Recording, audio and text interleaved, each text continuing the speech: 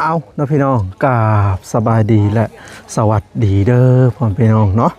สำหรับมื้อนี้วันนี้นะพี่น้องสมงนี้ก็เป็นการตกลงซื้อที่ดินให้ครอบครัวแม่น้องไก่ทองนะพี่น้องเพราะว่าที่แรกว่าสิไปเบิ่งอยู่พุ่นเนาะแต่ว่าเจ้าของที่ดินนาตัวนั้นนะเพิ่นว่าเพิ่นป่วยว่าซั่นซะเพิ่นบ่มีโอกาสเข้ามาก็เลยว่าสุมเฮาก็เลยอยากได้ให้ไวๆนะเบิ่งข้างเพิ่นเว้าอยู่พุ่นก็คือสิบ่แตกต่างกันหลายปานใดก็เลยว่าตกลงเอาบ่นี่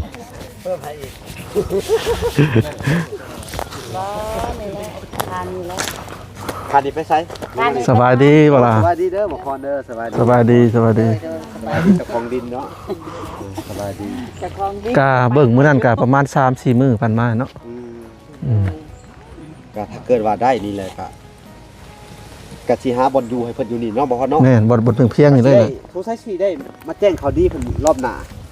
เรื่องของอันนั้นแหละพี่น้องเอ้ย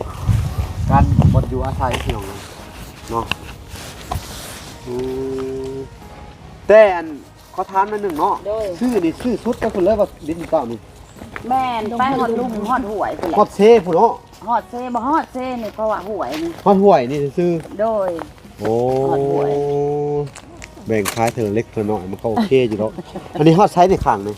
ทางนี้ก็ฮอดพุ่นแล้วฮอดทางเบื้องนี่ต้นนี่หามีแนวขันตัวนี้เสาไผ่เนาะโดยย่างลงไปพุ่นเนาะย่างลงไปพุ่นแหละพุ่นโอ้ดีเลยไปเบิ่งกับเพิ่นบ่พรก็บ่ได้ฮอดผู้ใดดินบ่นะฮอดพุ่นมาพี่บ่มาแทกเบิ่งจังให้จังเม็ดแล้วก็แทกมาดิแทกจากหน้าทางแม่นโอ้ดินได้ดินหน้าทางเฉพาะแหลมตึกแพงบ่พรโดยปกติแถวนี้มันเป็นชุมชนเนาะแม่นมันเป็นชุมชนแหละก็ค่อนข้างจะแพงที่ดินเนาะก็มันติดหลักแสนก็ยากอยู่เด้มันติดทางใหญ่ติดทางใหญ่นำแน่อันนี้ก็ปั้นให้เพิ่นซื้อทำปกติขายนี่ก็5-6 หมื่นก็ยังบ่อยากขายนะเพราะว่ามันดินหนาทางแม่นปั้นเพิ่นเห็นได้บ่มีดินอยู่บ่มีบ่อนอยู่คันว่าเพิ่นมีเพิ่นไปเบิ่งมันแทงเอากินได้บ่ลูกแต่เอาคนนี่ลงไปถึงค่าตัว15เบื้องใด15หน้าทาง15มานี่บ่แม่นดึงตะพุ่นมาก่อนสัตว์ยังจักจุดดิดูมันได้15ก่อนหน่อยจังดึงมาพี่แต่หัวพุ่นแล้วมาดึงแต่หัวโลดบ่ดึงไปนั้นมันบ่แล้วบ่แล้วเด้เอาหัวเป็นแดดตัวทั้งนั้นบ่ทางตัวมันมาให้มันซื้อกระโปรงเฮาตัวนั้นตัวตีนทางก็มันก็ซื้ออยู่แล้วตัวน่ะก็เลาะไปพุ่นเด้หัวเลาะไปพุ่นแหละเช็ดทางทางนั้นเช็ดทางทางนี้เดี๋ยวทางเที่ยวลุ่มบ่ค่อยเข้าใจว่าเขายังให้ทางทั้งนั้นแหละให้ลงอยู่มันสิได้เฮ็ดหัว2ชั้นทางนั้นก็หัวทางนี้ก็หัวการเฮ็ดทางนี้แหละเฮ็ดหัวชั้นเดียวตัวนั้นจอดจังหันเลยข้างหน้าก็ดินข่อยคือกันเลยลงไปฮอดลุ่มสิโจทั้งเขตแดนเนาะบ่จักผ่ากลางก็อยากให้แบบว่าเขตแดนเบื้องนั้นให้เราอยู่คือบ่ส่วนนั้นบ่ได้บ่ส่วนนั้นบ่ได้เพราะมันขันกันนะก็คือเพิ่นสิจงทางบ่ทันต้องจง2.50 เมตรแล้วเพิ่นก็แทกจาก2.50 เมตรมาอย่างประมาณนี้ซั่นบ่จงทางเมื่อนั้นบ่เดี๋ยวถามเขาก่อนนี่เขากำลังแทกอยู่นี่คอยว่าจงทางเบื้องน่ะเป็นหยังซะก็จะให้จงเบื้องเฮานี่ทางตัวนี้แหละบ่ถึงดีแหละนี่แหละอ๋อจงพี่ว่าตัวนั้นมันสิจะเลยไปพุ่นบ่ก็อิงตานี่แล้วเอาแก้ตัวนั้นแล้วให้ดึงคอมได้บ่อะไรเพิ่นได้ปะมีแต่อันแทก15 เมตรตะปลอยแล้วบ่มานี่มึงทางหาจงไว้นี่ใส่ไฟไม่เริ่มไหมพากระแทกมันแล้วว่า15 เมตรอยู่คุณ15นี่เด้อ15นี่เอาหินไม้ไว้เลยสำหรับคุณเลยอะไรจ้องตาเสียมแม่นั่นเลยโอ้ยจะคลองจะดินบ่เอาคุณแล้มันสื่อเป็นยังมาแทกตัวนี้ขุดบนนั้นฮะอันนั้นมันเด้อขุดเข้าใจในหัวทางนั้นมันเน่าเท่าไรซื้อธรรมดาที่ก็ได้มงนั่นแหละทุกฝ่ายแทกกับมงนั่นเนาะตอนเขาแทกเนาะยังแวดเลยอันนี้แต่ก่อนนี่เจ้าซื้อดินมาตั้งไว้บ่เนี่ยแม่ละข้าวได้จานเลยไม่ได้เช้าบ่แม่น25บ่เว้ากันมื้อน่ะเจ้าขอ25บ่เจ้าขอ25ก็ว่า20คนเอาให้ละ25ก็ได้บ่ผมจะเบิ่งดูแล้วผมเหมาะสมน่ะ ว่ากันมันเอาเสาหา 15คูณเสาหามันบ่เลยเสาไฟบ่นี่ ได้ได้เสาไฟหน้าทางนี่แหละต้อง แม่นแหละเขาต้องเฮ็ด เรียบมันเถอะระดับ5 เมตรสุดแล้วเป็นหน้าทางเขาไปเลิกว่า5 เมตร เสาหานั่นบ่ เอาแน่ตัวที่ชื่อเขาเนี่ยมันชื่อกับตำรวจนะ ชื่อบ่ได้แล้วพอดินเจ้าย่วยตรงผมบ่แม่นบ่ เฮ็ดตัวนี้ มันต้องเป็นสี่เหลี่ยมแล้วล่ะ แทกตัวนี้ละแทกตัวนี้แล้วมาแทกตัวนี้15 ว่าซั่นแหละ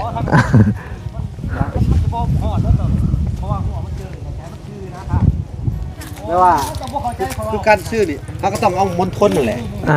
15คูณเข้ากัน มันซื้ออันนี้มาพะเตลมาจากที่มาจากกี่ทางมันซื้อเลย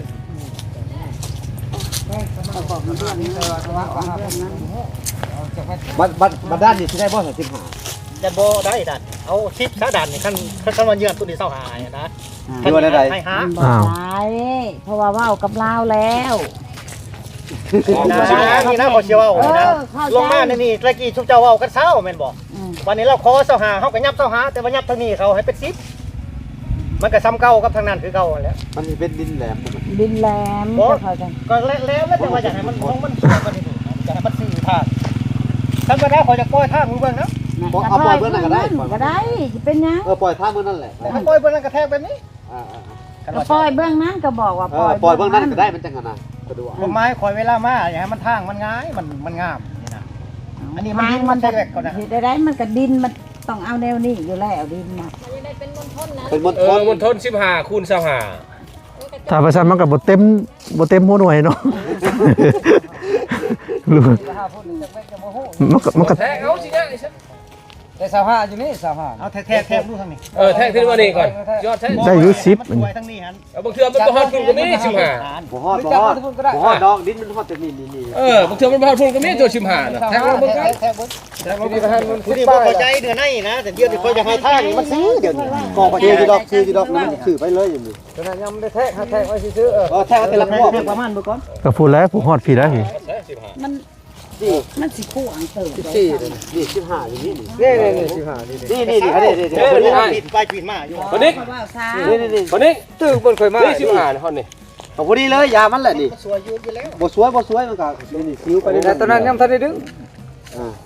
สวยเด็กมาได้ เท่าไรอันนี้ฮะจะ 15นะฮอดนี่เบิดแล้วนี่ชุดนี้แหละนี่ ห้องดินมันเสียวไปจากสี่ เอามากะค่าคือกันแล้วดินทำมันก็หกเลย นี่นะขอจังว่าเจ้าเว้ากันเบื้องต้นแล้วเจ้าชายเราเศร้าบัดนี้เราขอเศร้าหาเขายับเศร้าหาแต่ว่ายับเบื้องนี้เขาให้มันเป็น10เบื้องนี้ มันบ่ได้ดอก บ่ได้ก่อนเจ้าสิซื่อเด้ คอยว่าวันมันบ่ได้ อันแบบว่ามันบ่มนทนจะเข้าใจแล้วนี่15ฮอดนี่15 ม่นก็เว้ากันได้แล้วอยากให้มันดินมันงามความหมายหั่นนะแนวนั้นซื่อ น้ำที่ทั้งจงทางเบื้องนั้นแล้วเบื้องนี่ละตันจงทางเบื้องนั้น สิจงเบิ่งได้ ว่าแล้วจกเบิ่งนี่ก็ดีได้หลอกไปทางนี้แล้วก็มันก็ดีก็ตันเลยมันมาถือกันนอนสบายเนาะ บ่แล้วเฮาแทกเฮาจกปงอันน่ะเมียน แทกด้านมาพี่คน ยันบ่เอาในนี่แล้วบ่เนี่ยกันเนี่ยเอาตำราเลยเลยเอามาจะพูดดิ มันก็บ่ต่อนี่นะ15มันก็ฮอดนี่นึง เราว่าเขาอธิบายบ่เข้าใจ ตัวนี้แทกตัวนั้นเด้สหาลงมาอีแทกตัวนั้นตอนนั้นมันจับให้ นี่ไงเจ้าหาธรรมดาในขั้นวันแน่ที่เขาบอกว่าสิซื้อบ้างนี้เด่น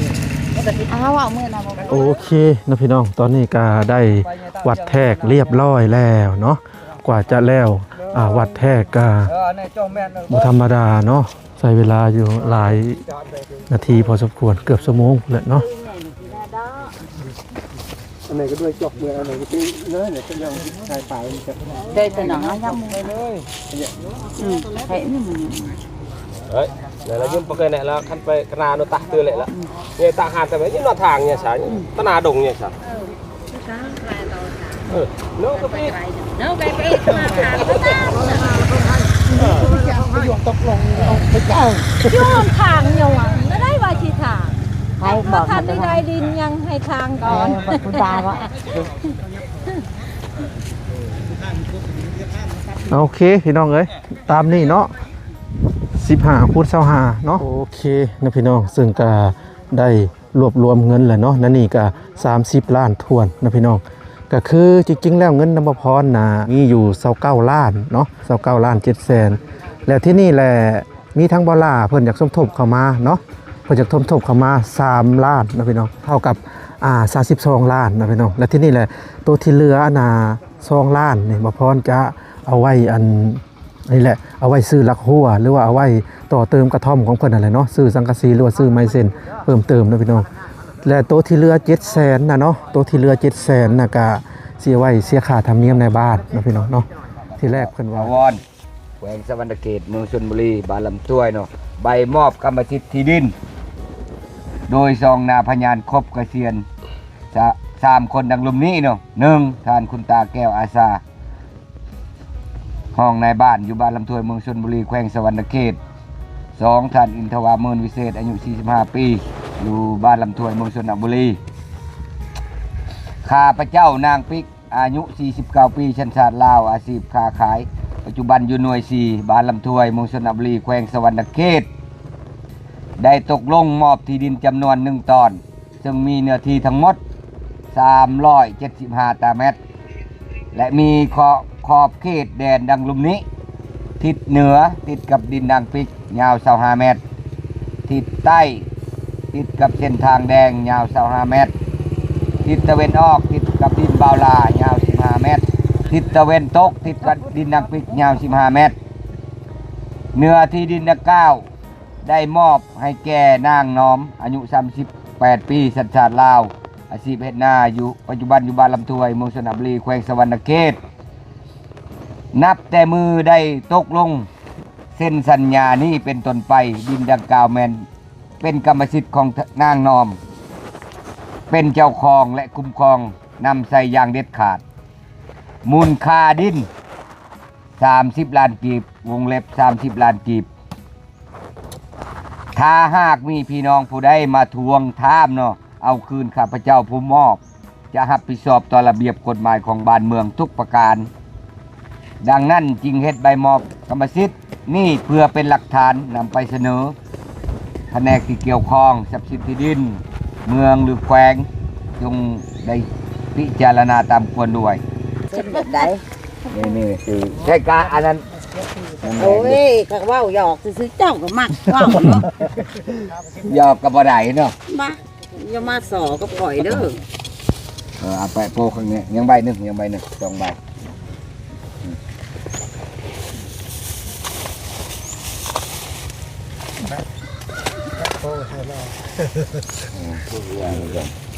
อย่าลืมตีตาในบ้านเด้อปั๊บโปแล้ว เสียแรงไม่เกิดด้วยเขียน เขียนเลยโจนจำละเอาไป หมดซ้ำ 15ลูก ให้พ่อแม่แรงนี่ แม่อายุ15ลูกเท่าไหร่ลูก20ปี ลูกสาว อ้าวพอแซงปีน่ะถ้าว่าอายุจะเท่าไหร่10 ปีน่ะลูกจะได้20ปีว่ะโอ้ยจักอายุลูกอายุพอ 3ปีเลยครับ จึ๊บ โอ้ ยังไงไปนึง ยังใบหนึ่งแปะซะ โอ้ซื้อผ้าแท้ แป้งใส่ในบ้านแม่แม่แรงแป้งใส่กระถาง โอเค คือว่าบ้านเช่น ตกลงกันเลย ๆเอาความน่ะสิบนึงโลด เดี๋ยวผมจะปันแปะอีก เอาเนาะพี่น้องก็ได้ตกลงกันซื้อที่ดินเรียบร้อยเนาะแล้วก็สิจ่ายเงินเพิ่นเนาะพี่น้อง มาเลย อย่าเล่นว่าผมเห็นว่า ที่ด้านกอง เจ้าของเงิน อ้าวบ่ได้ย่านอ้าว อายุเรียงพูดมัด เอาแหละ โอเคอ่ะ อ้าวได้มอบดินมอบดอนให้เพิ่นเลยเด้อนี่เด้อ 30 ล้าน ดีมีแฮง นับเบิ่งก็เด้อ นับเบิ่งก่อนเด้อนับเงินก่อนนับ อัน ตอน นั้น นี้ บ่ได้แล้วเพราะว่าเขาก็ โอเค ได้แล้วเนี่ย อ่ะนางมานับนาง มานับเงินกัน นับกันเลยนะ นับก่อน มาจะใช้ โอ้มองครับดินกันนี่กันดีมันได้เจ้าของเพจครับมันเลยมาอยู่บนน่ะทางความแล้ว ก็สิได้นับเงินก่อน ชื่อว่าเพิ่นนับไว้เนาะเพิ่นเป็นแม่ค้า แม่น ถึงว่าพ่อนิซ่าได้นับเงิน เมื่อยนับเงิน คือสิได้100 ล้านเนาะล้านนี่มันเบิดมือบ่พอ บ่เคยนับเงินไว้ เออ แล้วบ่เนี่ย เ ปอไวหรือจ้ะ 3แพ็ค4แพ็ค คำเฮานี่ยังบ่ทันได้ครึ่งหนึงนับทีละใบเด้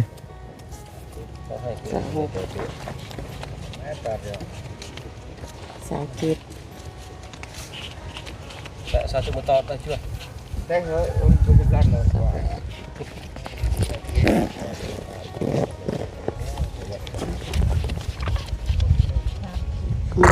ครบครบเนาะ ขอบขอบใจหลายๆเด้อขอบคุณขอบคุณเด้อ โดย พี่น้องเอ้ย ขอบใจขอบใจ โอเคพี่น้องเอ้ย ถึกเลขอันสิ กะ ส่งถึกเลขสิส่งคืนดอกเนี้ย เด็กไทย100ล้านน่ะเนาะ โดยเอาหลายๆแล้วนะเลขไทย 100ล้านกัดสิส่งคืนเลยเนาะ ส่งคืนเลยบ่เอาดอกเงินน่ะ อืม เออ เอ้า จ้ะ กับพอดีแล้วไปซื้อไม้ ขอบใจ ให้เรา หลาย ให้เพื่อนให้เราเลย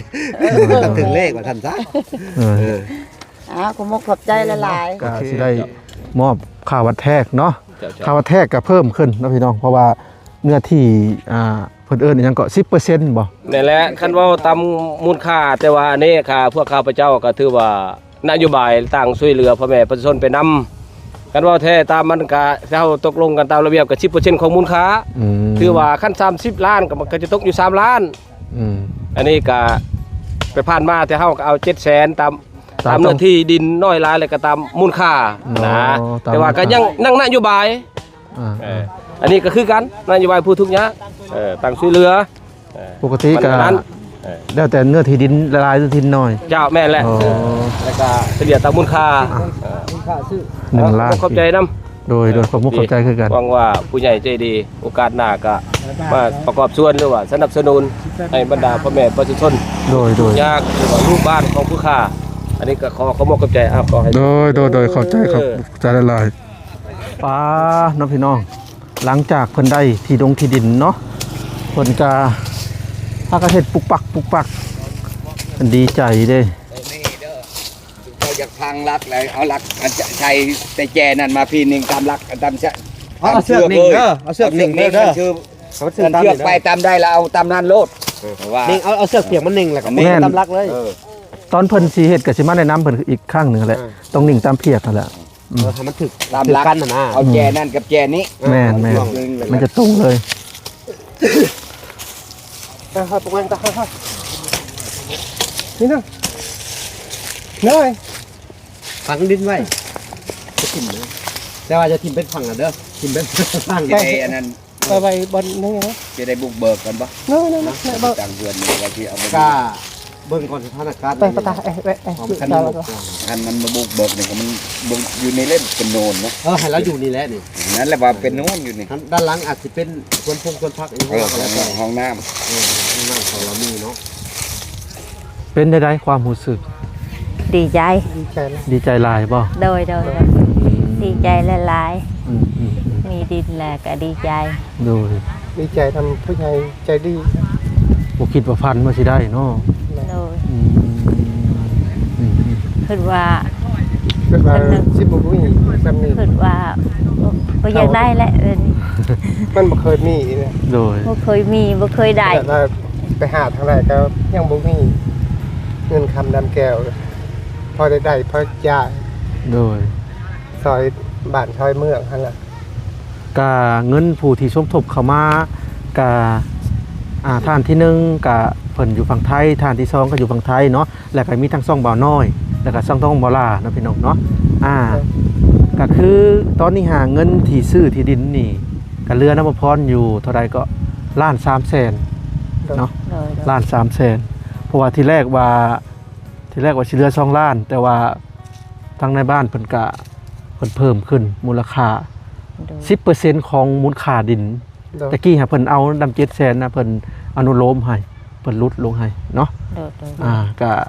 เสียค่าปกติเพิ่นก็เอาล้านหนึงเลยนะพี่น้องที่ผ่านมาหรือว่าคนที่ซื้อขายคนทั่วๆไปแต่ว่าที่ผ่านมาเพิ่นก็อนุโลมให้ซุมเฮาก็700,000เดี๋ยวนี้เพิ่นก็เพิ่มขึ้นตามปกติเนาะแล้วก็อยากให้ทั้งชุบเจ้านะภาคขอบุญขอบคุณผู้ใหญ่ใจดีที่สมทบเข้ามาในเด้อ โดย ขอบคุณเพิ่น เอา คุณขอบคุณใจละลาย ขอบคุณขอบคุณผู้ใหญ่ใจดี ทั้งหลา อย่าย เจ็บอย่าใครเด้อคอยกระดินว่า ความขายอย่าให้มี ให้อายุพัดยืน เอาสิให้แล้วต้องเพิ่นก็ได้ ดีใจเนาะเอา อ้าวเทิง ยินดีนะเวลาเด้อ เทิงผู้ใหญ่ใจดี อันนั้นคอยก็มี ดีใจแล้ว แต่ว่าได้ดิน ตื่นตันใจเนาะ ดีใจแล้วมีดิน เอา หั่น โอเค ผู้ใหญ่ใจดี โดยมาแรกก็มาทางเด้อ โดย บัดละมื้ออื่นมื้อฮือก็ว่ากัน ผู้ ไป ใหญ่ใจดี โดย แต่ว่าอย่าเจ็บอย่าไข้เด้ออย่าความไข้อย่าให้มี เอา จะถูก เนาะ เด้อ เพิ่นก็ดีใจนำแหละที่ได้ ให้ ซอยอยู่ ผู้ให จ้ะ ญ่ใจดี โอเค เอาพี่น้องสำหรับคลิปนี้เพิ่นดีใจพี่น้อง เป็นบอกบ่ออกเนาะ ว่าเป็นยังมิแต่ว่าสำหรับคลิปนี้บอกว่ากับสิขอตัวจบคลิปเพียงสำนี้ก่อนนะพี่น้องแต่มิแต่ว่าติดตาม EP ต่อไปเนาะ EP ที่เพิ่นมาบุกเบิกหรือว่าเพิ่นมาเฮ็ดหยังก็ตามแต่ในที่ดินของเพิ่นเนาะ โดย บางทีเพิ่นพังลักหัวบ่นั่นนี่บ่พ้องก็ต้องเบิ่งเงินคือกันนะเพิ่นว่าสิสร้างลักหัวให้เพิ่นพังนั่นนี่ก็ว่ากันไปเนาะเอาไปก่อนเด้อแม่น้อมแล้วก็พ่อหยังก็ โดย พร พ่อพร โดย ชื่อสมพรบ่ โดย อ๋อไปก่อนสบายดี สบายดี